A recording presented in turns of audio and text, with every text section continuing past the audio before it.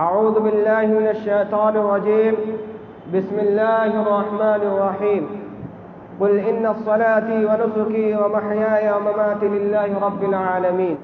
معزز سامعین کرام، اللہ رب العالمین کے فضل و کرم سے ہم اور آپ ذی الحجہ کے مہینے میں داخل ہو چکے ہیں۔ ہمارے معاشرے میں ذی الحجہ کے مہینے کو وہ اہمیت نہیں دی جاتی جو دینی چاہیے۔ رمضان المبارک کے مہینے میں لوگ تھوڑا بہت عبادت کرتے ہیں، عبادتوں میں مصروف رہا کرتے ہیں، اللہ رب العالمین کے ذکر و اذکار کیا کرتے ہیں، لیکن ذی الحجہ کے مہینے کو ہم یوں ہی تصور کرتے ہیں کہ قربانی کا دن آئے گا، عید الاضحیٰ کا دن آئے گا، قربانی کرنی ہے۔ صرف ہم اس مہینے کو قربانی کے نام سے جانتے ہیں، حالانکہ ایسی بات نہیں ہے۔ سب سے پہلی بات ہمیں یہ ذہن نشین کر لینی چاہیے کہ ذی الحجہ کا مہینہ ان حرمتوں والوں مہینوں میں سے ہے جن کو اللہ تبارک و تعالی نے حرمت والا مہینہ قرار دیا۔ 4 مہینے جن کو اللہ تبارک و تعالی نے حرمت والا محترم و مکرم مہینہ قرار دیا ہے، ان میں سے ایک مہینہ ہے، اور وہ مہینے ذی القعدہ، ذی الحجہ اور محرم کے مہینے لگاتار 3 مہینے ہیں، اور اس کے بعد شعبان سے پہلے ایک مہینہ آتا ہے رجب کا مہینہ۔ ان 4 مہینوں کو اللہ تبارک و تعالی نے حرمت والا مہینہ قرار دیا۔ ان مہینوں کے اندر غلط کام کرنا، گناہوں کا کام کرنا اور بھی گناہوں کا باعث ہے، اور بھی زیادہ غلط ہے۔ جیسے شراب پینا یہ غلط ہے، گناہ کا کام ہے، مگر کوئی شخص مسجد میں بیٹھ کر کے شراب پیے تو یہ اور بھی زیادہ گناہ کا باعث ہے۔ جھوٹ بولنا کبھی عادت ہے، گناہ کا کام ہے، لیکن اگر کوئی شخص مسجد میں بیٹھ کر کے جھوٹ بولتا ہے تو یہ اور بھی گناہوں کا باعث ہے۔ اسی طرح سے ان حرمت والوں مہینوں میں اگر کوئی شخص گناہ کا کام کرتا ہے، معصیت کا کام کرتا ہے، تو اللہ تبارک و تعالی اس مہینے میں گناہ کے کام کرنے کی وجہ سے زیادہ گناہ عطا کرتا ہے، زیادہ گناہ دے دیتا ہے۔ اور اس مہینے کی جو شروع کے 10 ایام ہیں، ان کی تو بہت بڑی فضیلت شریعت مطہرہ نے بیان کی ہے۔ اللہ تبارک و تعالی نے 30ویں پارے میں ان راتوں کی قسمیں کھا کر کے کہا کہ والفجر ولیال عشر، قسم ہے فجر کی اور 10 راتوں کی۔ اکثر مفسرین کرام کے نزدیک ان 10 راتوں سے مراد ذی الحجہ کی وہ 10 رات مراد ہے۔ ان کی اتنی زیادہ اہمیت، اتنی زیادہ فضیلت اور اتنا زیادہ مقام و مرتبہ ہے کہ مسند احمد کی روایت میں ہے، نبی کریم صلی اللہ علیہ وسلم نے فرمایا ما من ایام العمل الصالح فیها احب الی اللہ من هذه الايام، کہ ان 10 دنوں کے اندر جو بھی نیکی کے کام کیے جائیں، جو بھی صدقہ و خیرات کیے جائیں، جو بھی بھلائیوں کے کام کیے جائیں، اللہ رب العالمین کو راضی کرنے کا کام کیا جائے، اللہ رب العالمین ان نیکیوں کا جو ثواب عطا کرتا ہے وہ کسی دوسرے مہینے میں نہیں عطا کرتا۔ یعنی ان مہینے کے اندر جو بھی شخص نیکیوں کے کام کرتا ہے، اللہ تبارک و تعالی ان نیکیوں کے کام کو بہت زیادہ پسند کرتا ہے۔ صحابہ کرام رضی اللہ عنہم اجمعین نے پوچھا کہ اللہ کے رسول صلی اللہ علیہ وسلم، ایک بہت بڑا کام اللہ رب العالمین کے راہ میں جہاد کرنا ہے، کیا یہ جہاد فی سبیل اللہ سے بھی بڑھ کر ہے؟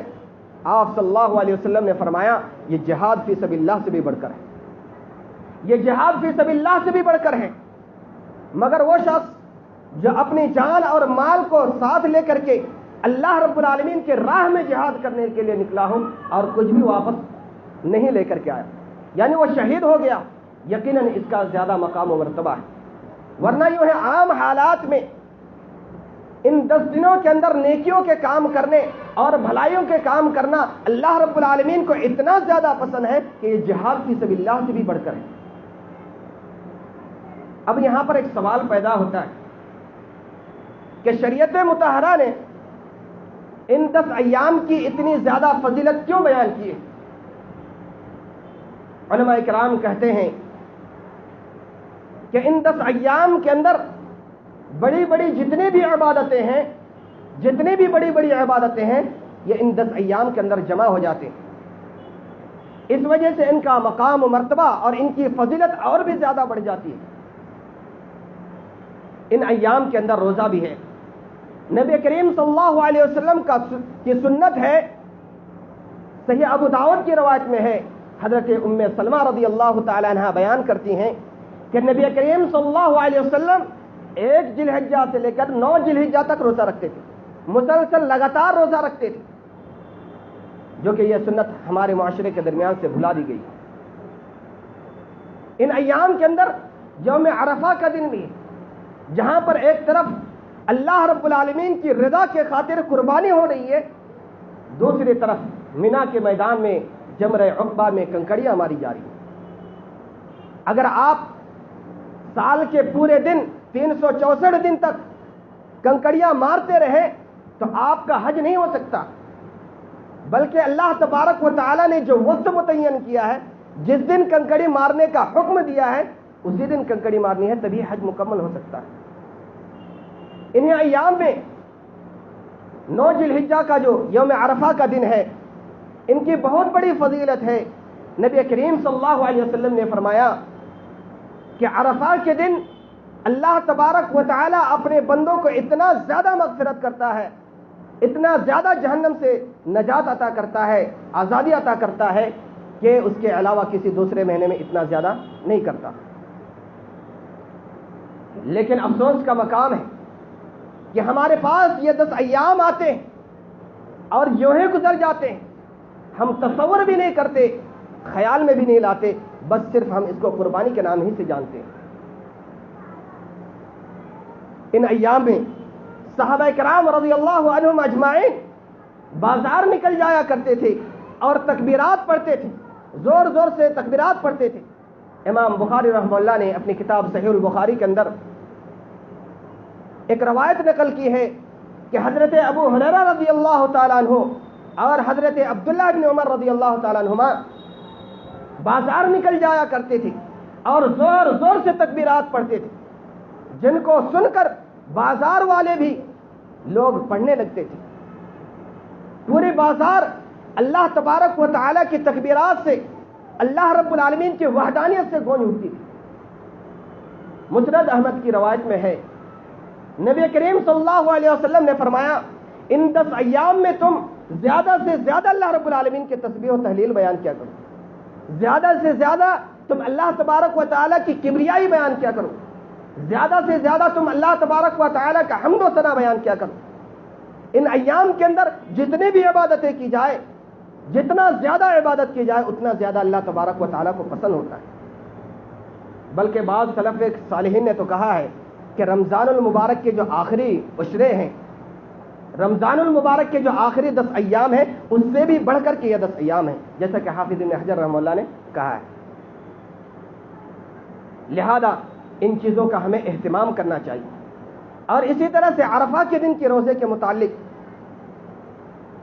اتنی زیادہ فضیلت ہے کہ نبی کریم صلی اللہ علیہ وسلم نے فرمایا، صیام یوم عرفہ احتسب علی اللہ ان یکفر السنۃ الماضیہ والتی قبلہ والتی بعدہ، کہ عرفہ کے دن کے روزے کے متعلق نبی کریم صلی اللہ علیہ وسلم نے فرمایا کہ مجھے اللہ تبارک و تعالیٰ کی ذات سے امید ہے کہ اللہ تبارک و تعالیٰ 2 سال کے گناہوں کو معاف کر دیتا ہے، 1 سال پچھلے اور 1 سال آئندہ گناہ کو، آئندہ سال کے گناہوں کو اللہ رب العالمین مغفرت فرما دیتا ہے، معاف کر دیتا ہے۔ اب یہاں پر علماء کرام اختلاف بیان کرتے ہیں کہ عرفہ کے دن کا روزہ کون سا دن، یعنی ہندوستان میں ہم کس دن روزہ رکھیں؟ تو سب سے پہلی یہ بات آپ یاد رکھیں کہ 1 ذی الحجہ سے لے کر کے 9 ذی الحجہ تک روزہ رکھنا یہ مسنون عمل ہے، نبی کریم صلی اللہ علیہ وسلم رکھتے تھے، یہ نبی کریم صلی اللہ علیہ وسلم کی سنت ہے۔ اگر آپ اتنا نہیں کر سکتے ہیں تو کم از کم آپ 8 اور 9 ذی الحجہ دونوں دن کے روزے رکھ لیں۔ اگر آپ سے اتنا بھی نہیں ہو پاتا تو کم از کم 9 ذوالحجہ کے روزے آپ ضرور بھی ضرور رکھیں. یقیناً اللہ تبارک و تعالی آپ کے دلوں کو دیکھتا ہے, آپ کے دلوں کے حالات سے باخبر ہے. یقیناً اللہ تبارک و تعالی آپ کو اجر و ثواب عطا کر دے گا. لہذا ان روزوں کا ہمیں اہتمام کرنا چاہیے. اسی طرح سے 10ویں تاریخ جب آتی ہے تو ہمارے دل و دماغ کے اندر یہی بات ہوتی ہے کہ ہمیں قربانی کرنی ہے.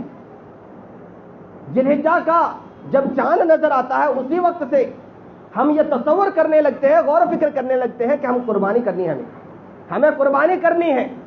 ظاہر سی بات ہے کہ قربانی کا مطلب ایک مطلب یہ بھی ہوتا ہے, لیکن یہ ایک لمیٹڈ مطلب ہے, ایک مخصوص مطلب ہے. قربانی تو کچھ اور چیز ہے. قربانی کا تعلق محبت سے ہوتا ہے. اسی وجہ سے اللہ تبارک و تعالی جس سے محبت کرتا ہے, اللہ تبارک و تعالی اتنا ہی اسے زیادہ آزمائش میں مبتلا کرتا ہے, اتنا ہی زیادہ انہیں آزمائش میں مبتلا کرتا ہے. صحیح ترمذی کی روایت میں ہے, نبی کریم صلی اللہ علیہ وسلم نے ارشاد فرمایا, ان عظم الجزاء مع عظم البلاء, جتنی بڑی آزمائشیں آتی ہیں, جتنی بڑی آزمائشیں آتی ہیں اتنا زیادہ اللہ تبارک و تعالی اجر و ثواب عطا کرتا ہے. جتنی بڑی مصیبتیں آتی ہیں اتنا زیادہ اللہ تبارک و تعالی ثواب عطا کرتا ہے.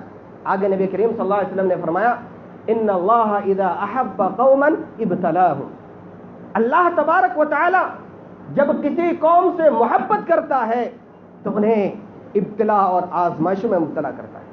لیکن ہمارا حال کیا ہے کہ جب ہمارے پاس کوئی مصیبتیں آتی, کوئی تکلیفیں درپیش ہوتی ہیں تو ہم جزا فضا کرنے لگتے ہیں, آہو بکا کرنے لگتے ہیں, شکوے شکایتیں کرنے لگتے ہیں. ایسا نہیں ہونا چاہیے. آگے نبی کریم صلی اللہ علیہ وسلم نے فرمایا, فمن رضی فلہ رضا منہ, کہ جس شخص کو اللہ رب العالمین آزما لے اور اس آزمائش سے وہ شخص راضی ہو جائے تو اللہ تبارک و تعالیٰ اس سے راضی ہو جاتا ہے. ومن سخط فلہ سخط, اور جو شخص بھی, جس شخص کو بھی اللہ تبارک و تعالیٰ آزمائش میں مبتلا کر لے اور وہ اللہ رب العالمین کے اس آزمائش سے ناراض ہو جائے تو اللہ تبارک و تعالیٰ بھی اس سے ناراض ہو جاتا ہے. تو میرے بھائیوں, پورے دین کا نام قربانی, پورے دین کا نام قربانی ہے. اگر آپ مومن ہیں تو اللہ تبارک و تعالیٰ کے لیے تو محبت ہوگی. اللہ رب العالمین نے سورہ بقرہ کے اندر فرمایا, والذین آمنوا اشد حبا للہ, مومنین جو ہوتے ہیں اللہ رب العالمین سے سب سے زیادہ محبت کرتے ہیں. سب سے زیادہ اگر کسی سے محبت ہوتی ہے تو اللہ تبارک و تعالیٰ سے ہوتی ہے. اگر آپ اللہ رب العالمین سے محبت کرتے ہیں تو آپ کے دلوں کے اندر قربانی کا جذبہ موجود ہونا چاہیے. اور قربانی صرف یہی نہیں ہے کہ جانوروں کا ذبح کرنا ہی صرف قربانی نہیں ہے, بلکہ اپنے وقت کی بھی قربانی ہوتی ہے, اپنے جسم کی بھی قربانی ہوتی ہے, اپنے ٹائم کی بھی قربانی ہوتی ہے, اپنے صلاحیت اور اپنی ذہنیت کی بھی قربانی ہوتی ہے. بھائی آپ یہ غور کر کے دیکھیں کہ سارے صحابہ کرام تو مالدار نہیں تھے, سارے صحابہ کرام کے پاس روپیہ پیسہ اور مال و دولت تو نہیں تھا, لیکن ان کے پاس قربانی کا جذبہ موجود تھا. اللہ رب العالمین کی رضا کے خاطر مر مٹنے کے لیے وہ تیار رہتے تھے. ہر آن اور ہر لمحہ ہمیشہ اللہ رب العالمین کے حکم کے آگے اپنا سر خم تسلیم کر دیتے تھے. غزوہ تبوک کا موقع ہے, آپ صلی اللہ علیہ وسلم صحابہ کرام کے درمیان اعلان کرتے ہیں کہ اے میرے صحابہ کرام, ہمیں ایسے قوم سے لڑنے جانا ہے جو اس وقت بہت ہی سپر پاور مانا جاتا ہے, بہت ہی اپنے آپ کو طاقتور مانتا ہے. اور یہ مکے اور مدینے میں نہیں لڑنا ہے, بلکہ مدینے سے 700 کلومیٹر دور جا کر کے لڑنا ہے. گرمی کا موسم تھا, مئی اور جون کا مہینہ تھا, بڑی سخت سفر تھی, بڑی قلتوں والی سفر تھی. آپ صلی اللہ علیہ وسلم نے اعلان کیا, من جہز جیش العشرۃ فلہ الجنہ, جو شخص اس تنگ دست لشکر کی مدد کرے میں ان کے لیے جنت کی گارنٹی لیتا ہوں, جنت کی گارنٹی میں ان کے لیے لیتا ہوں. وہ صحابہ کرام جو غریب تھے, مزدور تھے, دن بھر مزدوری کر کے اپنے بال بچوں کی پرورش کرتے تھے, ان کا پیٹ بھرتے تھے, انہوں نے رات میں کام کیا, رات پوری رات کام کرنے کے بعد ایک مٹھی جو ملا ان کو، ایک مٹھی جو ملا، اور وہ لے کر کے نبی کریم صلی اللہ علیہ وسلم کی خدمت میں حاضر ہوتے ہیں اور کہتے ہیں کہ اللہ کے رسول صلی اللہ علیہ وسلم ہم غریب آدمی ہیں، پوری رات کام کرنے کے بعد ہمیں ایک مٹھی جو ملا ہے، آپ اسے قبول فرما لیجیے۔ یہ چیز منافقوں نے دیکھ کر کے ان غریب مزدور لاچار صحابہ کرام کا مذاق اڑایا۔ اللہ تبارک و تعالیٰ نے قرآن کریم کے اندر ان منافقین کا مذاق اڑایا۔ اللہ رب العالمین نے ان غریب اور لاچار صحابہ کرام کی صفات بیان کی اور کہا کہ تم ان کے ایک مٹھی جو کو نہ دیکھو، بلکہ ان کے دلوں کے اندر جو جذبہ ہے اسی جذبے کو دیکھو کہ ان کے دلوں کے اندر دین اسلام کی خدمت کرنے کا کس قدر امنگ ہے، کس قدر تڑپ موجود ہے۔ اور اللہ تبارک و تعالی قربانی بھی اسی بنیاد پر کرتا ہے، قربانی قبول اسی بنیاد پر کرتا ہے۔ اللہ کے رسول صلی اللہ علیہ وسلم نے فرمایا لن ینال اللہ لحومها ولا دماؤها ولکن ینالہ التقوی منکم۔ اللہ تبارک و تعالی کو تمہاری قربانی کا گوشت اور خون نہیں پہنچتا، بلکہ تمہارے دلوں کا تقوی پہنچتا ہے، تمہارے دلوں کے اندر اطاعت الہی کا جذبہ کس قدر موجود ہے۔ اللہ تبارک و تعالی اسی چیز کو دیکھتا ہے، اسی کے بنیاد پر اللہ رب العالمین قربانیوں کو بھی قبول کرتا ہے۔ اسی طرح سے ان صحابہ کرام میں سے کچھ صحابہ کرام ایسے بھی تھے جو اللہ کے رسول صلی اللہ علیہ وسلم کے ساتھ جنگ میں شریک ہونا چاہتے تھے، جانا چاہتے تھے۔ آپ صلی اللہ علیہ وسلم کے پاس آتے ہیں اور آ کر کے عرض کرتے ہیں کہ اللہ کے رسول صلی اللہ علیہ وسلم ہم آپ کے ساتھ جہاد کرنے کے لیے جانا چاہتے ہیں۔ آپ صلی اللہ علیہ وسلم نے فرمایا کیا تمہارے پاس سواری ہے، اونٹ موجود ہے؟ انہوں نے کہا نہیں اللہ کے رسول ہمارے پاس تو سواری نہیں ہے، اونٹ بھی موجود نہیں ہے۔ آپ صلی اللہ علیہ وسلم نے کہا کہ تم نہیں جا سکتے، معذرت چاہتا ہوں، تم نہیں جا سکتے کیونکہ ہمارے پاس لمیٹڈ ہی سواری ہے، چند ہی سواری ہے اور چند ہی لوگ جا سکتے ہیں۔ جب نبی کریم صلی اللہ علیہ وسلم کا یہ جواب سن کر کے وہ واپس ہوتے ہیں تو ان کے آنکھوں سے آنسو جاری ہوتا ہے۔ وہ اپنے دل کے اندر یہ تصور کرتے ہیں، خیال کرتے ہیں کہ اللہ تو ہمیں اتنا زیادہ غریب، اتنا زیادہ لاچار اور اتنا زیادہ مجبور بنایا کہ ہم تیرے نبی کے ساتھ نہیں جا سکتے، تیرے نبی کے ساتھ جہاد کرنے کے لیے نہیں جا سکتے۔ یا اللہ رب العالمین تیرے دین کی خدمت کرنے کا ہمیں کوئی موقع نہیں ملتا۔ اللہ تبارک و تعالی نے سورہ توبہ آیت نمبر 92 کے اندر انہیں غریب صحابہ کرام کی تعریف بیان کرتے ہوئے فرمایا وعلی الذین اذا ما اتوک لتحملهم قلت لا اجد ما احملکم تولوا واعینهم تفیض من الدمع حزنا۔ اللہ رب العالمین نے فرمایا کہ اے نبی محترم صلی اللہ علیہ وسلم آپ ان غریب صحابہ کرام کو دیکھیں کہ جب آپ کا جواب سن کر کے وہ صحابہ کرام پلٹ کر کے واپس جانے لگتے ہیں تو ان کے آنکھوں سے آنسو جاری ہوتا ہے۔ تو میرے بھائیوں قربانی کو آپ اتنا زیادہ لمیٹڈ نہ کریں، اتنا مخصوص نہ کریں۔ قربانی دراصل ہمیں اسی بات کا سبق دیتا ہے کہ اللہ تبارک و تعالیٰ کی اطاعت و فرما برداری کا جذبہ ہمارے اندر کتنا موجود ہے۔ اللہ رب العالمین اسی چیز کو دیکھنا چاہتا ہے، اسی چیز کو دیکھتا ہے، اسی چیز کو اللہ رب العالمین دیکھتا ہے۔ آپ حضرت ابراہیم علیہ السلام کی پوری زندگی کو دیکھیں، پوری زندگی قربانیوں سے پر تھی۔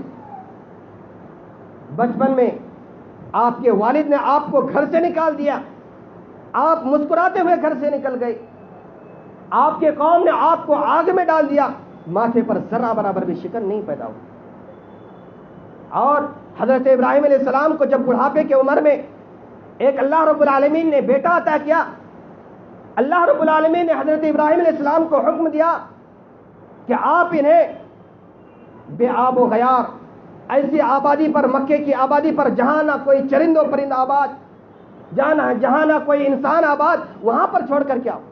حضرت ابراہیم علیہ السلام وہاں پر چھوڑ کر کے آ جاتے۔ جب بیٹا جوان ہوتا ہے اللہ تبارک و تعالی حضرت ابراہیم علیہ السلام سے کہتا ہے کہ جاؤ اپنے بیٹے کی قربانی عطا کرو، قربانی دو، ان کے گردن پر چھری چلاؤ۔ حضرت ابراہیم علیہ السلام چھری لے کر کے تیار ہو جاتے ہیں، چھری چلانے کے لیے تیار ہو جاتے ہیں۔ یہی وجہ ہے کہ اللہ تبارک و تعالی نے حضرت ابراہیم علیہ السلام کو اتنا اونچا مقام عطا کیا جو جلدی کسی بندے کو اللہ رب العالمین نہیں عطا کرتا۔ اللہ رب العالمین نے فرمایا واتخذ اللہ ابراہیم خلیلا، اللہ رب العالمین نے حضرت ابراہیم علیہ السلام کو خلیل بنایا. اور جانتے ہیں خلیل کس کو کہتے ہیں؟ دوست کس کو کہتے ہیں؟ یہ خلیل عربی زبان میں، ہم اردو زبان میں اس کا ترجمہ کرتے ہیں دوست. اس کا صرف دوست ہی مطلب نہیں ہوتا، بلکہ یہ دوست سے بہت اونچے درجے کا، یعنی خلیل دوست کی جو ہوتی ہے کیٹیگری جو ہوتی ہے یہ 10 مرحلے تک ہوتی ہے، اور سب سے آخری درجہ جو ہوتا ہے وہ خلت کا ہوتا ہے. اللہ تبارک و تعالیٰ نے سب سے آخری درجے کی محبت حضرت ابراہیم علیہ السلام سے. میرے بھائیوں، آپ جانتے ہیں کہ سب سے پہلے دنیا کے اندر قربانی کس نے پیش کی تھی؟ حضرت آدم علیہ السلام کے بیٹے نے قربانی پیش کی. اللہ رب العالمین نے سورہ مائدہ آیت نمبر 27 کے اندر بیان فرمایا وَاتْلُ نَبَأَ ابْنَ آدم بِالْحَقِّ إِذْ قَرَّبَ قُرْبَانًا فَتُقُبِّلَ مِنْهُ وَلَمْ يُتَقَبَّلْ مِنَ الْآخَرِ. اے نبی محترم صلی اللہ علیہ وسلم، آپ لوگوں کے سامنے حضرت آدم علیہ السلام کے 2 بیٹوں کا واقعہ تذکرہ کر دیجئے، بیان کر دیجئے. قرآن کریم میں 2 بیٹوں کا نام بھی نہیں لیا. مفسرین کرام کہتے ہیں ایک کا نام قابل تھا اور دوسرے کا نام حابل تھا. ایک کی قربانی قبول ہوئی اور دوسرے کی قربانی قبول نہیں ہوئی. قابل کی جو قربانی قبول نہیں ہوئی تھی، انہوں نے حابل سے کہا کہ میں تمہیں قتل کر دوں گا. تو حابل نے بہت ہی بڑا پیارا جواب دیا تھا اور کہا کہ انما یتقبل اللہ من المتقین. اگر تمہاری قربانی قبول نہیں ہوئی تو اس میں میری کیا قصور، میرا کیا قصور ہے، میں اس میں کیا کر سکتا ہوں. اللہ تبارک و تعالیٰ تو قربانی تقویٰ کی بنیاد پر قبول کرتا ہے. اللہ تعالیٰ تو قربانی کو تقویٰ کی بنیاد پر کرتا ہے. لہذا یہ دل و دماغ میں یہ بات بیٹھانی چاہیے کہ جس شخص کے دلوں کے اندر تقویٰ اور پرہیزگاری موجود ہوگی، اطاعت الہی کا جذبہ جس کے اندر موجود ہوگا، اللہ تبارک و تعالیٰ ایسے شخص کی قربانی قبول کرے گا. لہذا 10ویں ذوالحجہ کے وقت، 10ویں ذوالحجہ کے دن جب ہم اپنے جانوروں کے گردن پر چھری چلانے کے لیے جائیں تو سب سے پہلے ہمارے دل و دماغ میں یہ بات ضرور موجود ہونی چاہیے، آیت ضرور موجود ہونی چاہیے کہ قل ان صلاتی ونسکی ومحیای ومماتی للہ رب العالمین. آپ کہہ دیجئے میرا مرنا، میرا جینا، میرا اٹھنا بیٹھنا، میری قربانی، میری نماز، یہ ساری چیزیں اللہ رب العالمین کے لیے. جس قدر خلوص موجود ہوگا، اخلاص موجود ہوگا، خلوص و للہیت موجود ہوگی، اللہ رب العالمین اسی کے حساب سے، اسی کے اعتبار سے اللہ رب العالمین قربانی کو بھی قبول کرتا ہے. اسی طرح سے قربانی کے تعلق سے یہ بات یاد رہے کہ قربانی کرنا یہ سنت مؤکدہ ہے. قربانی کرنا چاہیے. جو شخص طاقت رکھتے ہوئے قربانی نہیں کرتا ہے تو اللہ کے رسول صلی اللہ علیہ وسلم نے ایسے لوگوں کے لیے جزر و توبیخ کی ہے. نبی کریم صلی اللہ علیہ وسلم نے فرمایا من وجد ساعتا فلم یضحی فلا یقربن مصلانا. جو شخص طاقت رکھتے ہوئے قربانی نہ کرتا ہو تو ان کو چاہیے کہ وہ ہمارے عیدگاہ کے قریب تک نہ آئے. یہ بات غور کرنے کی بات ہے کہ تقریباً ہر کسی کے پاس 10-15 ہزار روپے کے موبائل ضرور موجود ہو جاتے. ہماری ضرورتوں کے استعمال کی چیز کو خریدنے کے لیے ہم 10-15 ہزار روپیہ کو جمع کر لیتے، لیکن اللہ رب العالمین کی رضا کے خاطر، اللہ رب العالمین کے خوشنودی حاصل کرنے کی خاطر ہم 8-10 ہزار روپے نہیں جمع کر سکتے. اور یہ بات بھی معاشرے میں عام ہوتی چلی جا رہی ہے کہ ہر کسی کو یہ تصور ہوتا ہے کہ ہمیں بکرا ہی خریدنا ہے. بھائی اللہ تبارک و تعالیٰ نے تو بکری کا بھی تذکرہ کیا ہے. آپ بکری بھی تو قربانی کر سکتے ہیں جو کہ بکرے سے کم قیمت میں مل جاتی ہے. آپ اس کو بھی تو قربانی کر سکتے ہیں. لہذا ان چیزوں کی طرف توجہ دینی چاہیے.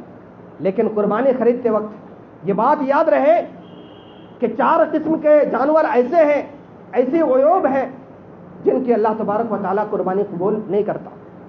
جیسا کہ حضرت براء بن عازب رضی اللہ تعالیٰ عنہ بیان کرتے ہیں، نبی کریم صلی اللہ علیہ وسلم نے فرمایا 4 لا تجوز فی الاضاحی العوراء بین عورها والمریضة بین مرضها والعرضاء بین ضلعها والکثیر التي لا تنقی. 4 قسم کے جانور ایسے ہیں، 4 قسم کے عیوب ایسے ہیں کہ اگر کسی جانور کے اندر وہ پائی جائے تو اس کی قربانی اللہ تبارک و تعالیٰ قبول نہیں کرتا. سب سے پہلے جانور وہ جانور جو بھیگا ہو اور اس کا بھیگاپن بالکل ظاہر ہو، وہ جانور جو بالکل مریض ہو اور اس کا مرض بالکل واضح اور نمایاں، وہ جانور جو لنگڑا ہو اور اس کا لنگڑاپن بالکل واضح ہو، اور وہ جانور جو بالکل نحیف انتہائی کمزور اور لاغر ہو کہ اس کے جسم پر کوئی گوشت پوش ہی نہ ہو، ایسے جانور کی قربانی جائز نہیں ہے۔ اسی طرح سے قربانی کرنے سے پہلے یہ بات بھی خیال رہے کہ وہ جانور مسنہ ہونا چاہیے، یعنی 2 دانت کا ہونا ضروری ہے، جیسا کہ امام مسلم نے اپنی کتاب صحیح مسلم کے اندر بیان کیا ہے کہ نبی کریم صلی اللہ علیہ وسلم نے مسنہ جانور کی قربانی کرنے کا حکم دیا، لیکن اگر مسنہ نہ ملے تو بھیڑ کے قسم میں سے 1 سال کے بچے کی بھی قربانی جائز ہے۔ اور صاحب تحفۃ الاحوذی رحمہ اللہ نے اس کو عام قرار دیا ہے کہ اگر دوسرے جانور مل بھی رہے، مسنہ بھی مل بھی رہے ہیں، یعنی 2 دانتوں والا جانور مل بھی رہا ہے، لیکن بھیڑ اگر کوئی کرنا چاہے 1 سال کے بچے کو تو کر سکتا ہے، اس میں کوئی حرج کی بات نہیں ہے۔ انہی چند باتوں کے ساتھ میں اپنی بات کو ختم کرنا چاہتا ہوں۔ آخر میں اللہ تبارک و تعالیٰ سے دعا ہے اللہ رب العالمین ہم تمام مسلمانوں کو کہنے سننے سے زیادہ عمل کرنے کی توفیق عطا فرما۔